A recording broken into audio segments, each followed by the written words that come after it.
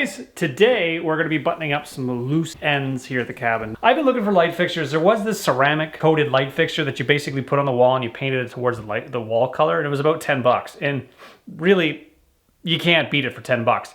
Now I look at light fixtures and I look for wall sconces. Everything starts about $100. And that's insane to me. Like, you got two of them, so it's just $200 in wall sconces. Why can't there be those $10 light fixtures? I can't find them anywhere. What I'm gonna do is I'm gonna show you how to basically make a lampshade with wood, and in this case, wood I found on the side of the road, but it's wood, it's walnut. I'm gonna make a lampshade out of walnut, and I'm gonna show you how I did it. You might have seen it on the other channel that my brother runs, is the Wooded Beardsman. I brought him down a giant charcuterie board, and it was made out of walnut. While I was doing those, what I did was actually I skimmed off a little piece of it, and it's probably about 1/8 of an inch thick.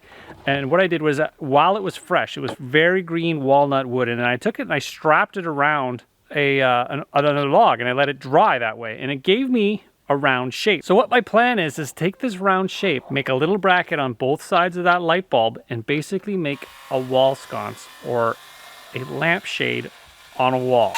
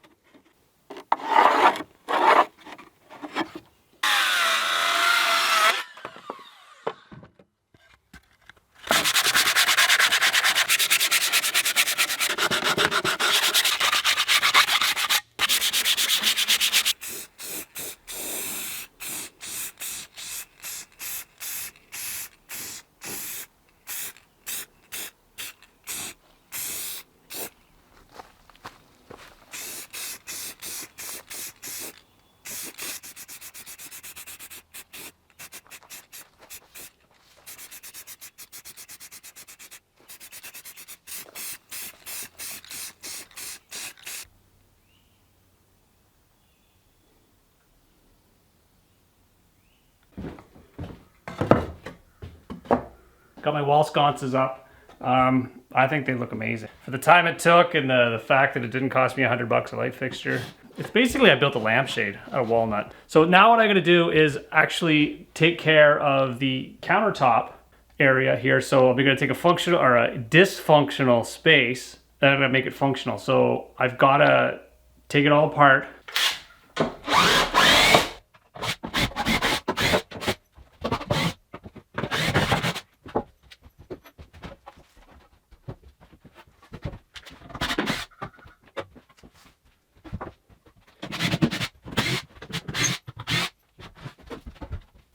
Well, that was easy. Who built that? I'm kidding, I did.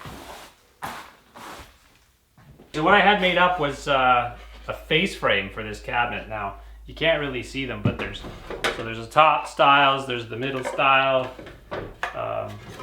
So what I did was I drilled the pocket holes, so I'll stick it all together. So what this does is this is the front of the cabinet, and it allows you to hang your doors. So what you do is you basically put this all together, and then it gives you a place to put your cabinet doors. It's a wonder that people pay tens of thousands of dollars for kitchen cupboards. It always amazes me. Anyways, this is the fundamental part of a cupboard. So this is the face frame. This is like basically this is what people start off with when they make a cabinet, and then they build a box around it. The box you don't really see because it's inside. So this guy is the face frame. So this is what I'm going to do here. I'm going to actually make some sort of a frame in order to hold this thing in place. And this is where the doors are. Let's see if we can find a way to secure this with the material we have and all the parts.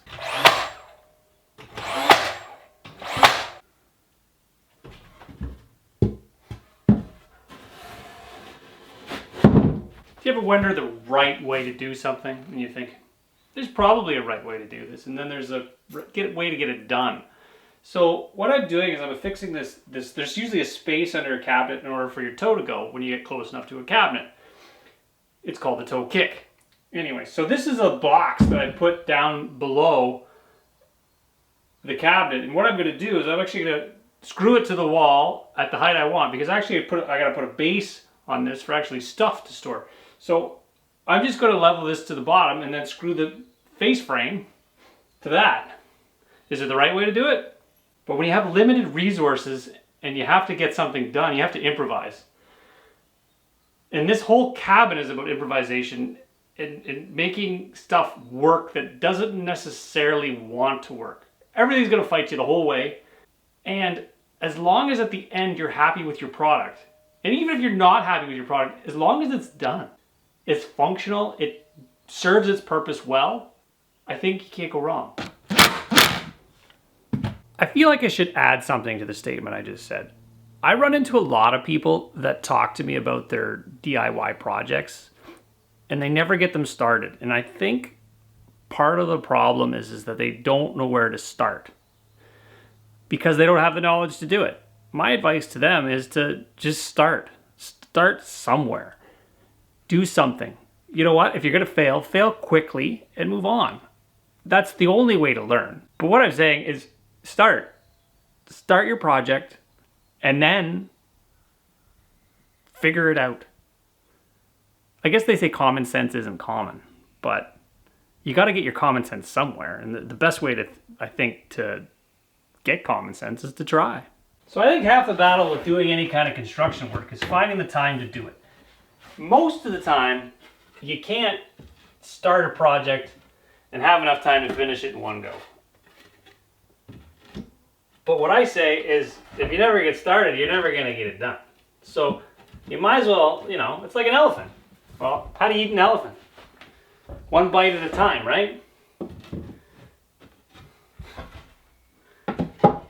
Okay, so what the plan is here is this is the base of the cabinet. And what I want to be able to do is actually have access to the underside of the cabinet, whether it is to evict mice under the cabinet or actually getting to your mechanical. So a lot of the times when you're getting into your subfloor, you have a basement. In this cabin, we don't have a basement. We do have a floor underneath. So the idea behind this is to be able to lift it up, drill holes down to the bottom, and basically out the floor. So these aren't going to be secured. These are just basically loose fitting shelves. So that's the bottom. I'm going to level up and secure this face cabinet. Now that we got the basic structure of our cabinet up, the next decision is where do we put the mullions? These are these pieces of wood that go between the stiles. The mullions hold and determine how big your opening is for your cabinet. So they've got pocket holes in them for the top pocket screws. So you basically place them wherever the heck you want, and then that's your door. So you just make a door that fits that opening, and so you got a 3-door cabinet. I haven't decided. So the sink's going to go on the very right here, and then there'll be a nice piece of workspace here. So now I just got to determine where this is going to go. So yeah, now's a good time to break for lunch. But I don't think I'm going to include that in this video because the kitchen isn't made yet. Once the kitchen's made, I'll make a good lunch.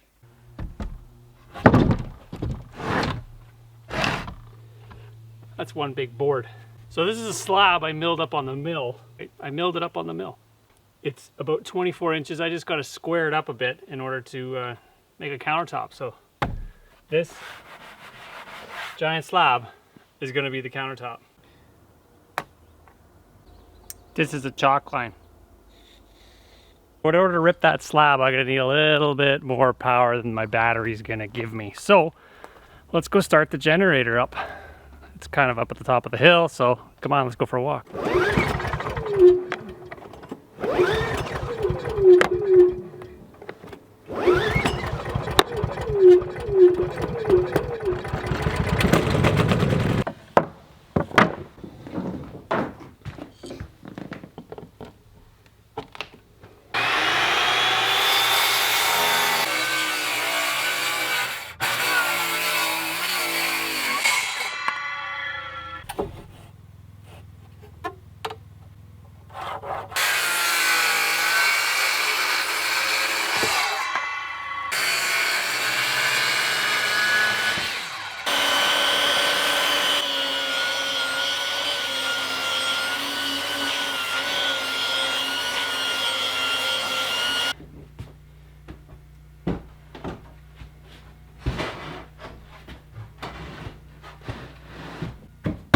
How's that for a nice slab countertop? It's dual purpose. It's a butcher block and it's a countertop.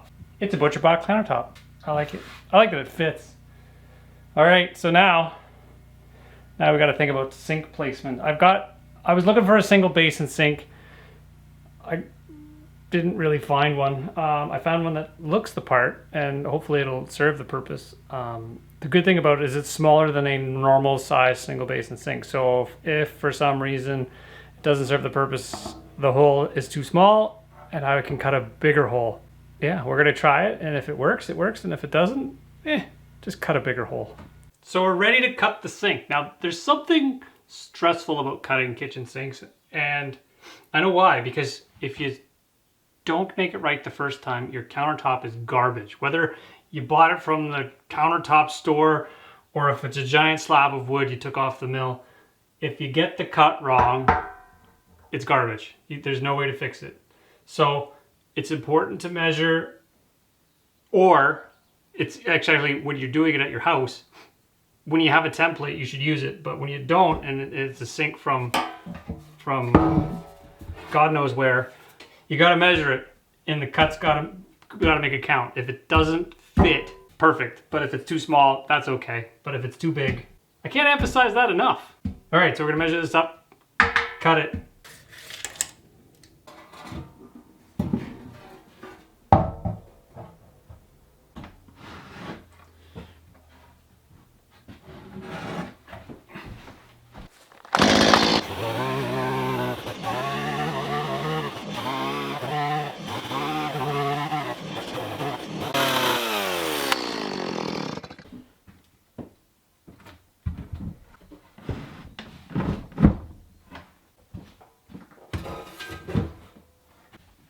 Perfect.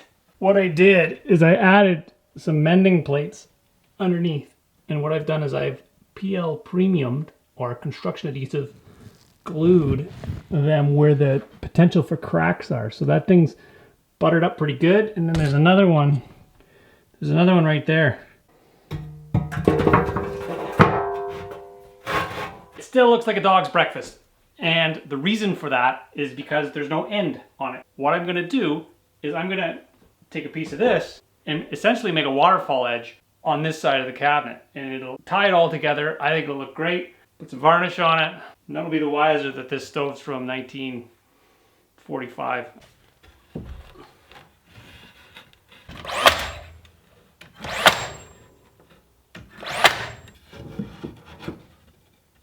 The kitchen pretty much is it, and the cabinet's built, the stove is in place, the sink's in place. I'm gonna work on actually getting the tap in and getting all the little bits and bobs done. I need cabinet doors, so probably work on that. And then, yeah, probably put some, I don't know how the finish is gonna go on the top, maybe some mineral oil or some butcher block oil. I think it probably should something natural. Does this look like cabinet doors to you? Kind of looks like cabinet doors. This is a large pine log that we're gonna build into doors. So the plan is to make it one big slab. So the doors opening, or the door openings, are 28 inches tall by 17 inches wide. That's a fair sized tree. Anyway, that's a fair sized log. So what we're gonna do, square it up, mill it up.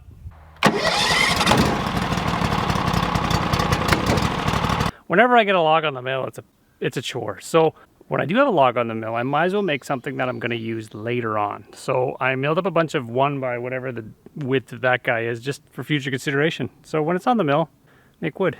I guess when it's like the sun's shining, you got to make hay. So, and the sun is shining.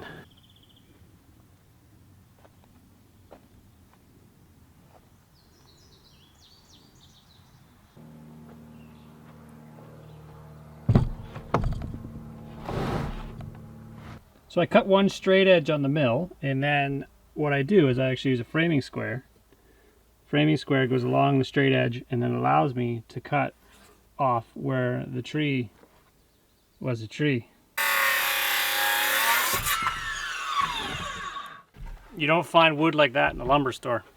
The doors are done. Now we got to hang them. And I talked a little bit on the other build about the importance of never throwing anything out in material acquisition. I was doing a kitchen a while back, and that's how the beautiful 1970s kitchen, and it has these hinges on them. I did an entire kitchen, replaced all the doors, replaced all the hardware, and I thought to myself, what am I ever gonna need these hinges? These are the only two I have left. I'm disappointed I threw something out. I have 2 sets of hinges I could put 2 doors on. I have 3 to hang. I'm just gonna put it in the back of my head that I need 2 more hinges and keep my eyes open for them, and meanwhile it's just gonna not have a door on the cabinet. I guess I could run to the store, but you think you can get these 1970s hinges?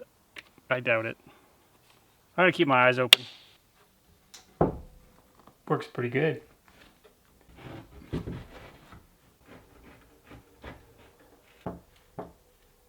The plan is to mount this thing.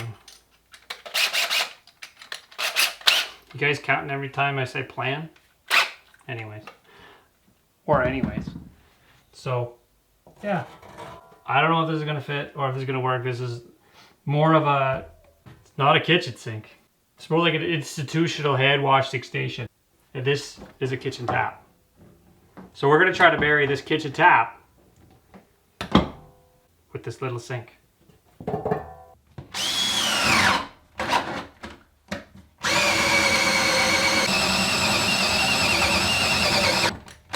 Drill a hole, burn a hole, whatever.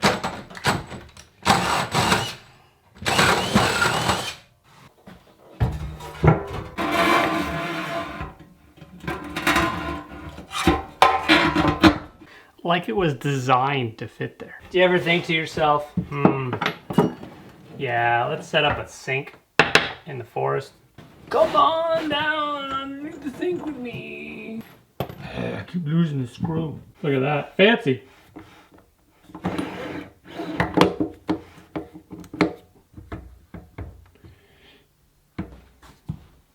Cabinets all put together. Using live products in your house, especially when it comes to trees or, well, if you're going to use it in your house, what you got to do is debark it. Now this one was done in the winter time. I think it was done in the spring. We did this stair ladder, and we didn't debark it. Now what I like to do is basically take a screwdriver, and what you want to do is you want to peel the bark off. And the reason why you peel the bark off is because things live under the bark. Bugs, primarily bugs. You got a lot of time on your hands, you're like, well, what am I going to do? Maybe I should peel some bark today. Did I mention it helps it dry? So this is still actually, it's a little moist.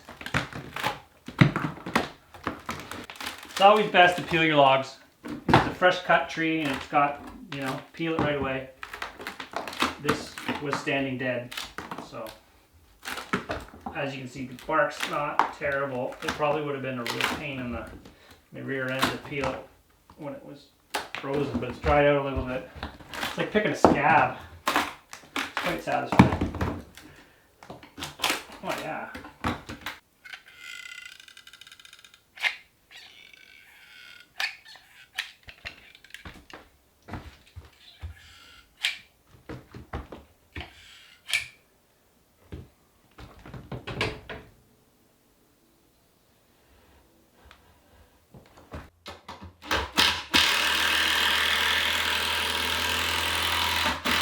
Oh, just checking stuff off the list. So there you go. There's some stairs. There's secure stairs that are secured, glued, screwed, and done. Glued, screwed, and done. Okay, so now we go up.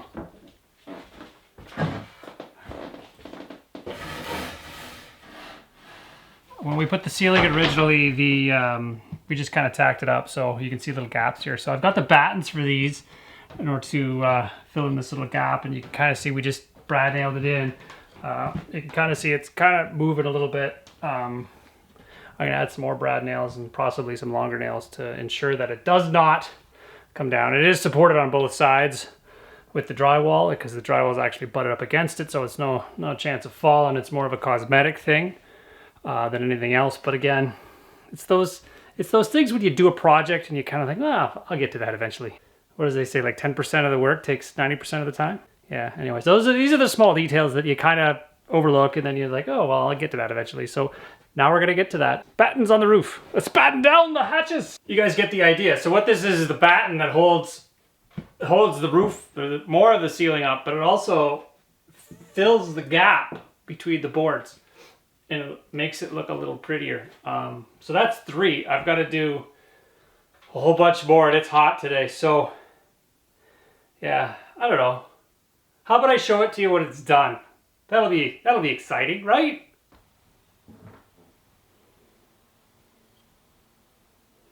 I know we got a lot of flack when we built the cabin that you could see through the door, you could see under the door, you could see around the door.